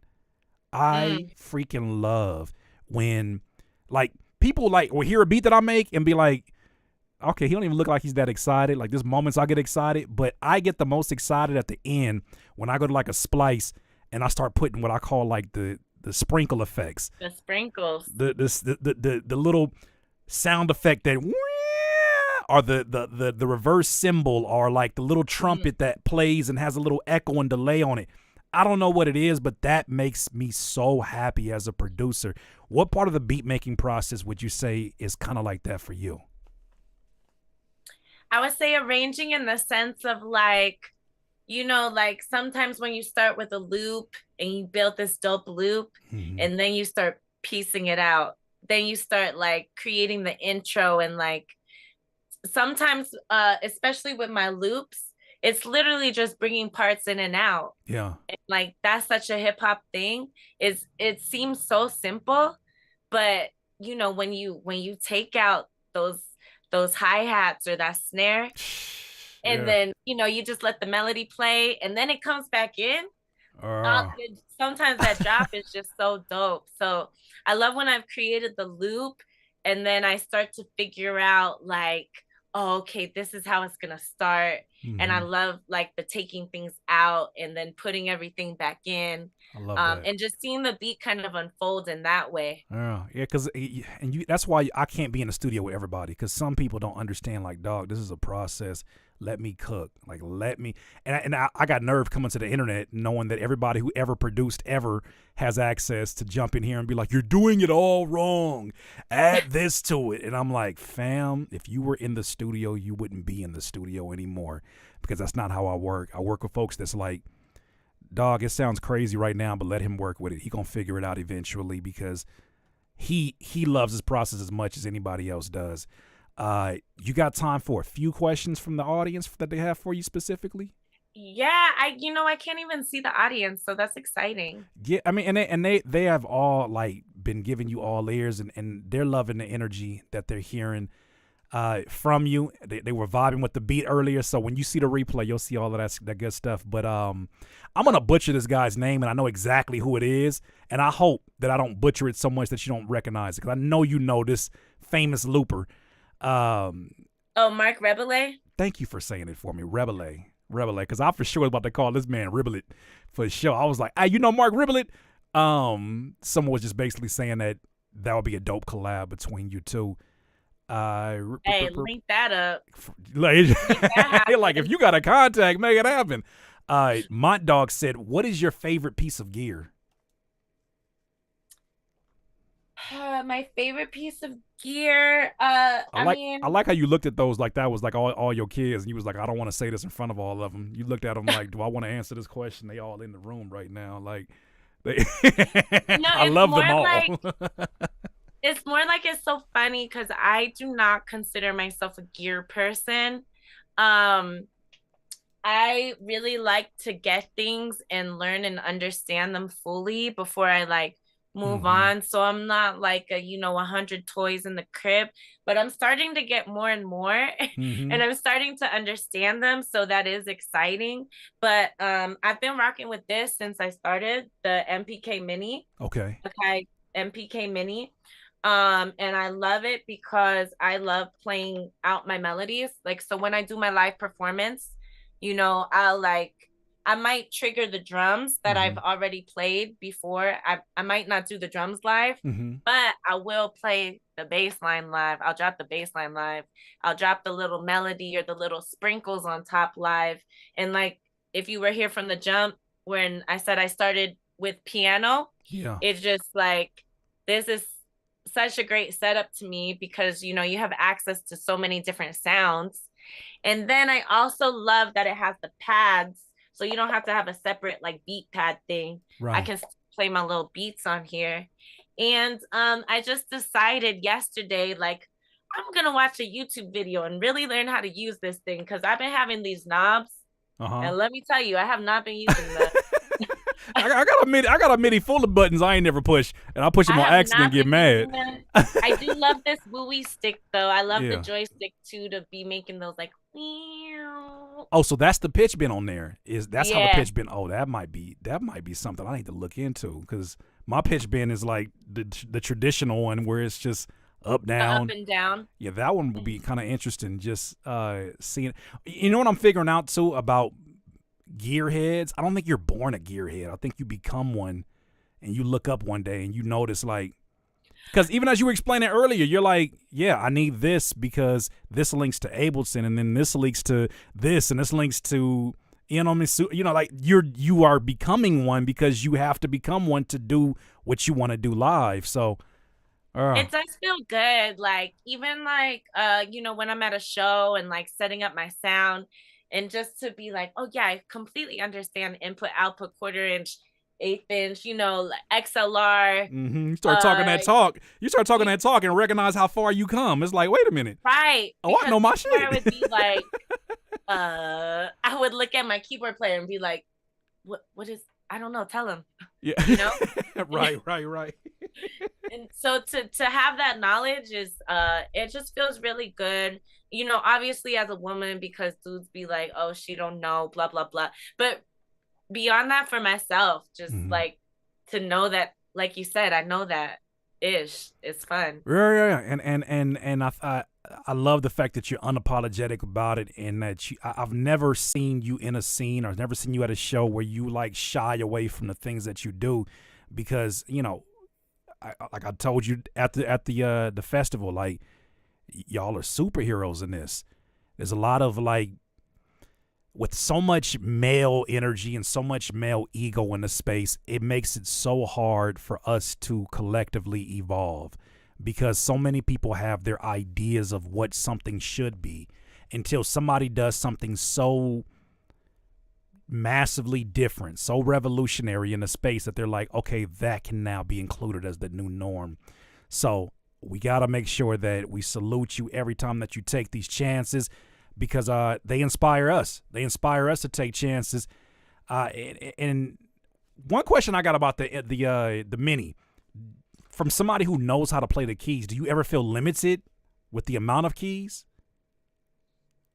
Yeah, but it does have the octave button, and they just put out one that has like another octave on it. It's like the MPK Mini Pro. Okay. I believe it's called. And it's like an extended version. I'm gonna look into getting that one because it is a bit longer. You're not wrong. It does be limiting. Something like I have a melody to play and it goes here. And now I gotta change the octave as I'm going up. So yeah, you're not wrong with that. But anybody who isn't, like that great of a keys player, you could do so much with this. Like, this is really all you need. Yeah. I mean, and you're proving that on a regular basis. We salute. Oh, and they do have a larger one for, like, I don't know, just if you have bigger hands or whatever. Like, if you want more of a feel, they do have a bigger one with the same amount of keys. Yeah, I'm probably gonna need that one because shouts out to Akai. Feel free to sponsor me. Look, she putting on for y'all right now. Y'all gonna have to make that happen. Yeah, I'm for sure it's one. How is it weighted keys on that one, or does it feel? No. Okay, yeah, that. You like that weighted keys? I do, because I be sitting there and like I be feeling like I'm gonna break the thing. Like I got a keyboard right now. that shout out to my son. It's my son's birthday today, young Nas. It's his birthday today. It's his toy now. Like he just be like, like it's funny because he doesn't associate the keyboard with keys. He associates it with 808s, because when FL Studio opens up, the default sound that the keyboard is linked to, or the channel is linked to, is the 808s. And so when he sees a keyboard now, he says, boom, for the 808. So I'm like, you know what? I like that. Let's keep that going. But that keyboard that he has, when I go back to it, it just feels, it doesn't like, that's the hard thing for me. Like, it feels like I'm gonna break this thing because I'm heavy-handed too. Like that's my problem. I'm hella heavy-handed. But that being said, yo, we don't want to hold you too much because we know that you got superhero journeys that you get into. But look, there were no other questions. There was no other questions. They have been all ears to what you're saying, and it seems like they were more so listening today. There was one I think that was up here from. I was gonna ask. I'm not sure there's a direct question or more of just a general question of production, but this is from the homie Chris AK. He says, I was going to ask if you've seen the article where cassettes are kind of making a comeback like vinyl. Think physical will return, maybe just smaller than the 90s. So this kind of leads me to two different questions. I want you to definitely address this one in terms of how do you feel, especially as an independent artist, because, you know, we have to use as many physical items as we can to sell at these shows. But even the decision you have to put your music on Bandcamp, I think when people go to Bandcamp, there's a certain energy and a certain pride in putting your music there because of things like, well, that's where a lot of independent artists are at, a lot of independent producers are at. Also with the Bandcamp Fridays that they have where, you know, artists get 100% of their sales. What was it that kind of drove you to want to put your music on Bandcamp? And then also addressing this right here, how do you feel about cassettes and vinyls kind of bringing their way back? So for Bandcamp, for me, it was more like the ease of putting it up. I love the layout. Like to me, it's like as opposed to SoundCloud, which would have also been easy for me to put my music up there. But I just like the layout, the format of Bandcamp. And you know, as an independent artist, the fact that they do pay out not bad, you know, it's like 80%, and then, you know, on Bandcamp Fridays it's like close, it's like 90 something. It's not fully 100, but it's cool to see those sales there. That part. that's really why Bandcamp, honestly. I do want to get to all the DSPs, all the digital streaming platforms.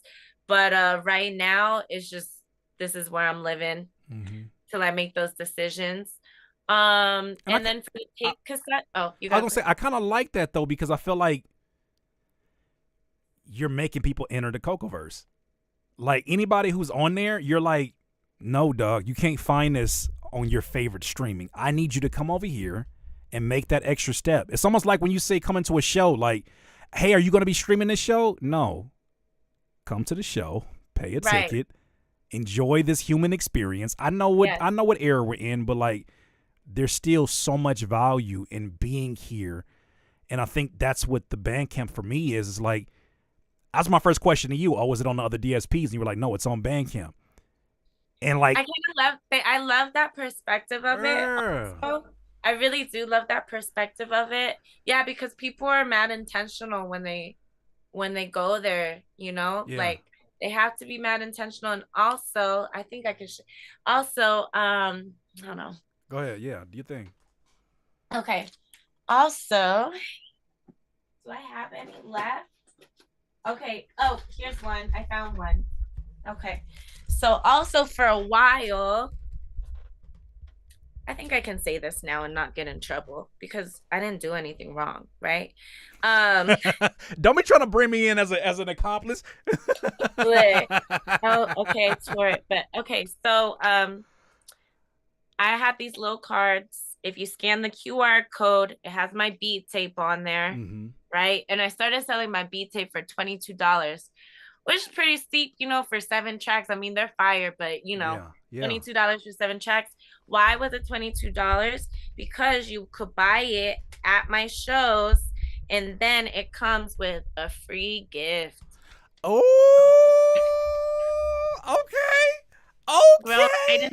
It's grown right in my backyard. So you get the fire Cocoa Crispy beats, and then you get the Cocoa Crispies in product form. Okay. There go your vinyl question right there. There go your vinyl answer. No, I'm playing. Oh, so you was giving out gifts. You was giving out give. Okay. So then So then it's okay, yeah, okay. Now I see why you gave us the warning before. But yeah, I think you just align it as a gift. Look, it's a gift. Now It's you know. a free gift. It's a free It's gift. $22 for my beat tape. And what was dope is that, yeah, people would go, they would have to buy my beat tape. And, it's a little process. You got to fill in your credit card info and stuff to download the beat tape. But I got all those streams and sales and, we out here Master P-ing it or whoever. No, you doing that because look at Two Papa says she a marketing genius. look. I always salute, hats off. I always respect when us as independent artists are able to look at the lay of the land, look around and be like, something's missing here. Everybody's selling the same thing. I remember making merch, CoCo, and I was like, in these shows, these hip hop shows, nobody wears any colors outside of black. And I got a whole wall full of t-shirts that are like yellow, bright red, and all these different things that I'm like, it looks good on paper. But in the shows, the people who actually come to spend their hard-earned money, this doesn't look like clothing that they would actually wear. Even how big the logos were on it. They don't wear these big-ass logos on it. They got the little logo print on the side. And so when you see that, you're able to look around and be like, okay, y'all love this kind of gift more than any other gift. This how I can get, okay, so that's super dope. And that was what Two Papa was going to ask. Do you have any merch? Do I have any merch? So I'm almost out of beat tapes because the season. I mean, you got that heat. You got look. You got that heat. I do have some posters, some CoCo collage posters. But I thank you for asking that. I'm gonna step up my merch game. I got stickers. I always have a CoCo sticker on me. So whoever that is, when you see me in person, I have those on me.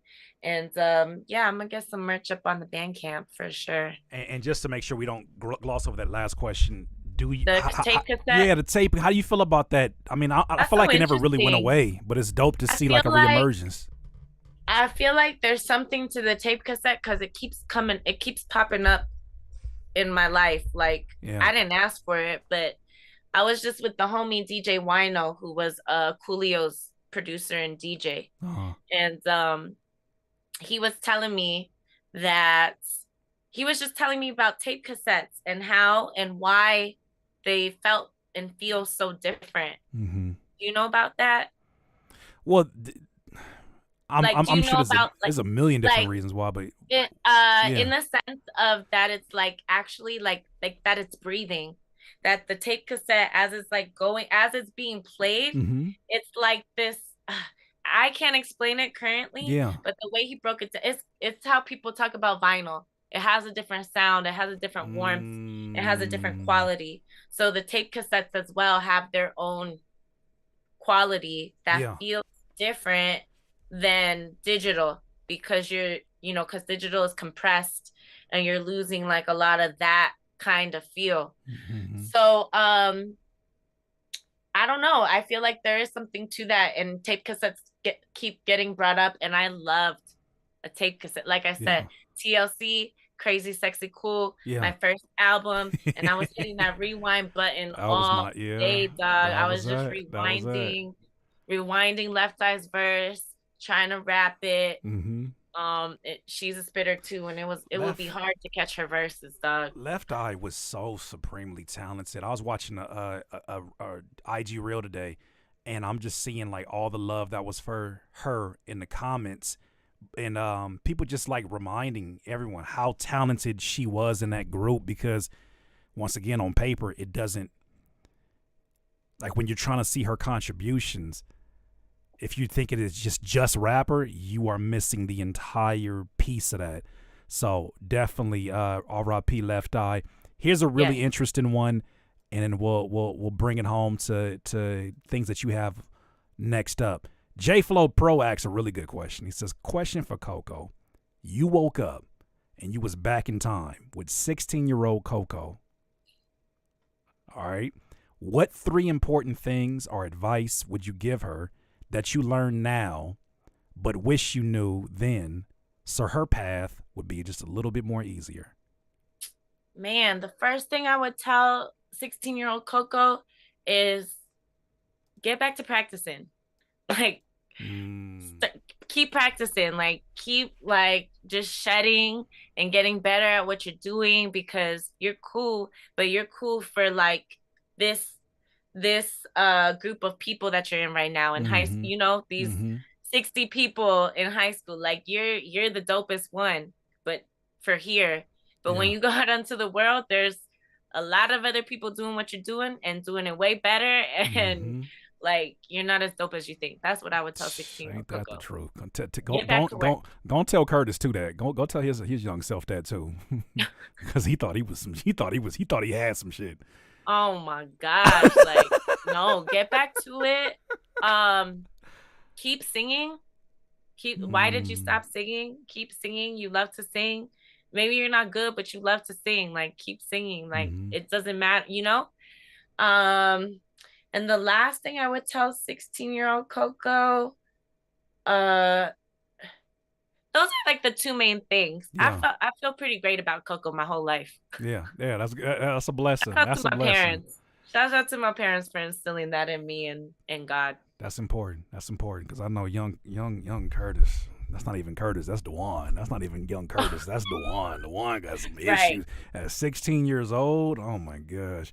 He thought he had it all figured out. He thought this whole life thing was, I got this. It's a wrap. But yeah, now I'm like, you didn't know. I still don't know nothing. I'm like, I know a little bit more than I did the time before, but yeah. It's like the more you learn that you do not know it all. Nothing. Yeah, because then you I'm telling you, like, so Tupapa asks, is that a Filipino flag in the back? That's right. I was born in Manila, Philippines. There it is. And my mom's Filipina. I'm Filipina. Shout out to my mom.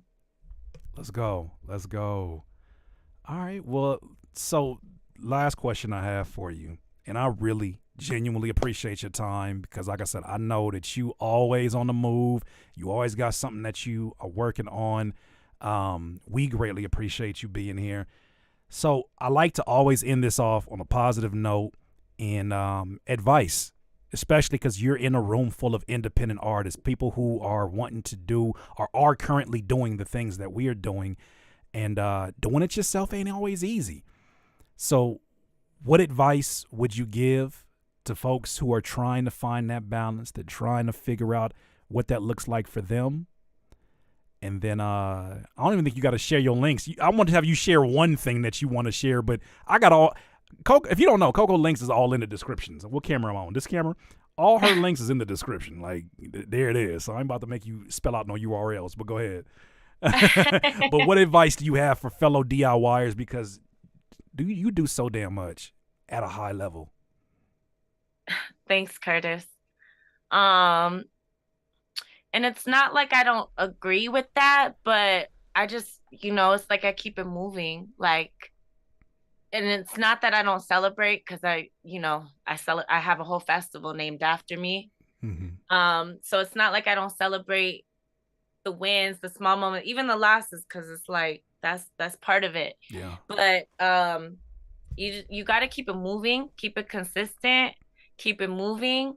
I would also say, like, if you can, like, seek help, get a mentor, seek help. It's like, if you have people that that are experts, there's no reason for you to be making a lot of the mistakes they made. Like, find people that are down to, like, just drop knowledge. And I would say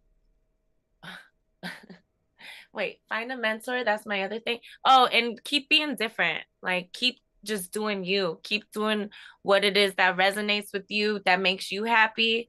And that's not the same as other people, because we all heard that before.